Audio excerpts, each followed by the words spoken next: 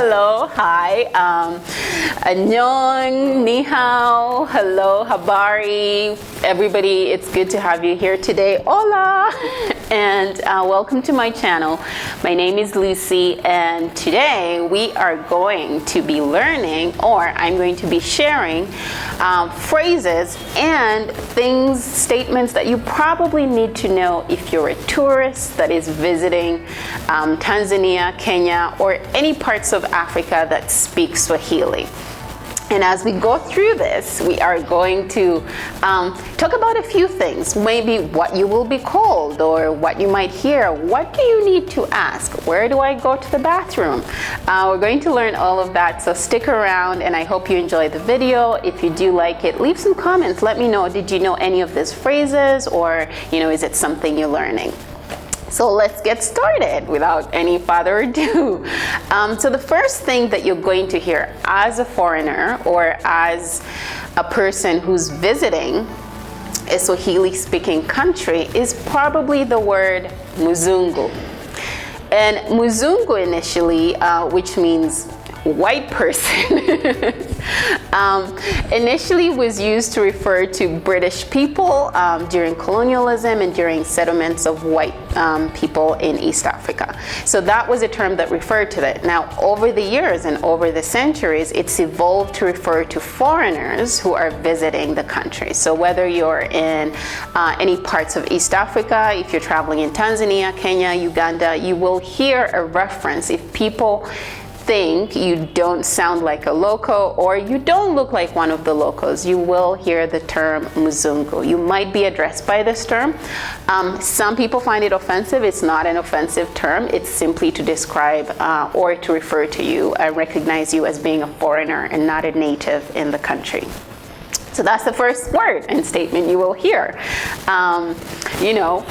These t-shirts and all fun stuff that people have saying, foreigners walking around with, I am not a Muzungu. But that's one of the words you'll probably hear as a foreigner visiting East Africa. And now we're going to go on to words you probably should know when you're traveling around. And the first one is going to say, how do you say excuse me or I'm sorry? That was my bad if we speak colloquially. And that is going to be the word samahani. Now, when you're walking around and you want to ask somebody, excuse me or pardon me, could I get that? Usually the term that you want to learn to draw someone's attention or to say excuse me would be samahani. Samahani. And the next one is, how do we say please? Now you've learned how to say excuse me, so the next important word is please. That is the magic word that everybody needs to learn when you're traveling anywhere in the world.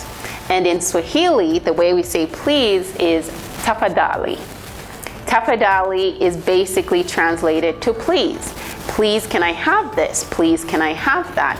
Tafadhali would be the way that you want to go when you speak to somebody and you want to be polite and really nice about it. Now, the other word that we're going to learn, and this is wait. So whether you're saying wait a moment or I need a moment, this is probably the basic word that you can use in Swahili to reflect that or to communicate that. And the word for wait is ngoja. Ngoja basically translates into wait. Now, you can also say ngoja kidogo, which is wait a little bit. So whether it's, asking somebody to wait on you or to wait for you, or maybe you need a moment to just finish whatever you're doing. Going back into one of our videos, we did a video on when people approach a door and they're trying to say hello or is anyone there, they'll say hodi. And the answer could be ngoja kidogo, which means please wait a little bit. I will be right with you. And that's one of the words that you need to learn. Next word is, this is more of a phrase. So now you're traveling in a country and you know that you are Muzungu, so you don't speak Swahili and you don't really understand Swahili. So how do we say, I don't speak Swahili? And the word or the phrase for I don't speak Swahili in the basic form is Sizungumuzi Kiswahili. And that would communicate to the person that you're trying to talk to that you do not speak Swahili. And probably then, usually with most East African countries, you will find somebody who speaks English, or if you're good enough and speak one of the native languages, maybe Maasai, or then you can communicate in that other language with the person that you're talking to. Okay. So our next phrase is, now you know you don't speak Swahili, but maybe you're visiting a market or you're trying to get some souvenirs on your travel and you'd like to know, how do I ask, how much is this? Or how much do I pay for this? And the phrase for how much is this would be, first of all, this is he. So you can easily point and say, he ni bei gani. So if you're buying a piece of art, or you're buying a bracelet, or maybe you're looking for earrings or some jewelry, you'd simply be able to walk up to the place and point to what you need and say, "Hii ni bei gani?" And that would say, how much is it to the person? Now, you'll probably need to learn numbers and some money, but that is a video for another time that will teach you how to say numbers and listen to how to understand money in Swahili. Now let's go to the next one. So now you've asked, how much is this? And maybe you want to express, I really like this, or tell the person, I really love this. And how would you say that in Swahili? And to say, I love this, or I like this, would be napenda hii. Again, he is to reflect this, and napenda is I love or I like. It's a word that's interchangeable. You can use it to reflect I love, and you can use it to reflect I like. So napenda hii, or napenda, napenda nani. Who do you love? Who do you like? That would be, something that you might hear. Oh, what do you like? Unapenda chakula gani? So what food do you like? Or what do you like eating? That would be one of the things, or what do you love to eat? That would be one of the way that the word is used. So napenda hii, I love this, or I like this. Okay, so let's move on to our next statement that you need to learn if you are in a Swahili speaking nation. It's nice to meet you. Now, when we meet people for the first time, we'll usually say, it's nice to meet you, or it's good to know you, I'm glad I met you. So how do you say it's nice to meet you? Say you've made a new friend. It's nice to meet you in Swahili. And the word for that would be, or the statement for that would be, ninafurahi kukutana nawe. Ninafurahi kukutana nawe. It's nice to meet you. Now, you'll usually hear this when maybe you're parting with somebody, you've had a conversation, and they're saying goodbye, or they're saying see you later. It was nice to meet you, it was nice to talk to you, and the statement would be, ninafurahi kukutana nawe. And you can use this when you meet and, greet or make new friends while traveling around East Africa. Okay. Now, the next thing is, we're going to learn how to say, I don't know. Now, when you're traveling, be humble. Admit when you don't know or when you don't understand. So how do you say, I don't know in Swahili? And to say that would simply be one word in Swahili.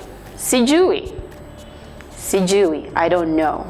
So if someone's saying something, or maybe they're asking you a question, in the basic terms, if you don't remember how to say, I don't speak Swahili, you can simply say, sijui. And they'll understand that you don't know what they're saying, or it will imply that you don't know what they're asking you about. Okay. Now, we know how to say, I don't know. So next is, how do we ask for help? If you're walking around and you need help, please help me, or I need help. How do we ask for help in Swahili? Now, we've learned the word please, which is tafadhali. Now, help, how do we add on to that? We could simply say, tafadhali nisaidie. Tafadhali nisaidie, please help me. Or you could simply switch it up and say, nisaidie tafadhali. And that is, help me please. So if you're walking around and you need some help, or you're unsure, maybe you've lost your way, this is a good phrase to remember and to learn in Swahili. Now, walking around and you want to know what time it is. So how do you ask, what time is it in Swahili? Now, time is saa, spelled S-A-A, and asking what time it is would be ni saa gani. Ngapi. Not gani. Ni saa ngapi. So what time is it? Or what is the time? Now this will help someone to tell you what time it is, and they'll respond with, saa mbili. Pili. Did you say pili? Mbili. Mbili, yes, saa mbili.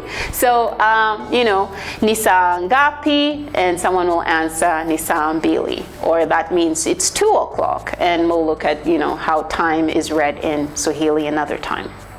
Now, our next one is the most important question that probably most people want to know or learn as they travel, and that's the question of where is the bathroom? Now, bathroom in Swahili is usually referred to in 2 common words. Some people will say choo, and some people will say vyo. And both spell C-H-O-O or V-Y-O-O. Now, you want to ask, where is the bathroom? You could simply use the 2 words, or just say the 2 words to somebody, just 1 word at a time though. And someone will know what you're referring to or what you're asking for. But you could always, if you really wanted to ask the full question of where is the bathroom, we could say cho kiko wapi. Cho kiko wapi. Where is the bathroom? Or vyo kiko wapi. And that will usually tell the person you're trying to find the bathroom, or communicate, I need to go to the bathroom. Now, the next phrase that we're going to look at the end of the day, so you're parting, you've met somebody, and you've now said you've finished the conversation, and now you want to say, see you tomorrow, or goodbye. And the word that you want to learn when you're saying goodbye to somebody would be kwaheri. And you'll find that, when people are leaving, they're like, kwaheri, which is see you tomorrow, or goodbye. Until next time, that would be a word that you need to learn. And you can simply reply by saying the same word, kwaheri, to the person who's leaving. Okay. Now, the last phrase that we're going to look at, how long are we going? The last phrase would be, I need a doctor. How do we say I need a doctor in Swahili? So now maybe you're sick, or you've hit yourself, or you need to find some help to help you because you need a doctor. Now, how do you say I need a doctor? Now, we start with please, which is tafadhali. And what you'll hear is the simplest way of saying doctor in Swahili is daktari. There is a word for doctor, but I think daktari would be the simplest way to say it and get your point across. And it would say, tafadhali ninahitaji daktari. And that is, please, I need a doctor. So tafadhali ninahitaji daktari. And that would be a phrase that helps you get medical help, or gets you to a hospital if you need one, or if you simply need to see a doctor about a prescription or something that you need while you travel. And that would be some of the phrases that you need as a foreigner and as a tourist while traveling around Swahili-speaking countries. Now, before we leave, I would like to share, if you're going on safari, you're probably going to see a lot of animals. And how do we call those animals in Swahili? So let's just see if we can try and learn 10 animals in Swahili. And we're going to start with our big 5 that, most common animals that you'll find. Well, not the most common, but usually the ones that most people look out for while on safari. And the first one is Simba. And Simba in English is lion. So you've probably heard this from the movies and things like that. But Simba in Swahili is the term or the word for a lion. And the next one that you have is an elephant. How do you say elephant in Swahili? Now, elephant has two names in Swahili. It can be referred to as tembo, so most likely if you're in Tanzania, you'll hear tembo. If you're in Kenya and other parts of, Swahili-speaking countries, you might hear ndovu. So tembo or ndovu are your words that you learn for elephant. So if you want to call an elephant in Swahili, that's what you need to know. Now, the other one, which is the zebra or zebra. Zebra in English, zebra in North American. And zebra in Swahili would be punda milia. Punda milia. That is the word for zebra in Swahili. The other one that we're going to look at, the other big animal and fun animal to look at on safari would be the buffalo or African buffalo.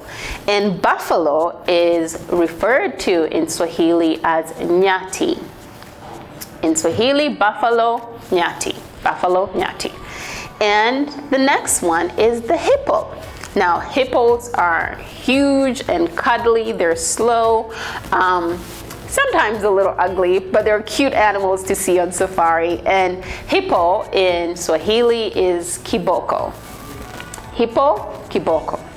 And this is a fun term to look into if you have some time to see because kiboko means a few other things to a few people, the natives growing up in Swahili-speaking countries. But that's for another time. And the next one that we're going to learn is giraffe. How do we say giraffe in Swahili? Twiga. For a giraffe in Swahili, it's twiga. So giraffe, twiga. And the next one is antelope. Antelope in Swahili is pa. I hope I say that right. Pa in Swahili for antelope is pa. So if you see an antelope, you can say, hii ni pa. And the next one that we have is gazelles. Now, as graceful as a gazelle, I don't know if you've ever heard that statement, but these are beautiful, graceful little animals that you'll find and see on safari. And the Swahili word for gazelle is swala. Swala for gazelle. And the next one we're going to learn is a cheetah. How do you say cheetah in Swahili? Duma. Cheetah, duma. The other one that you're probably going to see, which is one of your amphibians while on safari, is the crocodile. The Nile crocodile, and that is referred to as mamba. The Nile crocodile, mamba. Okay.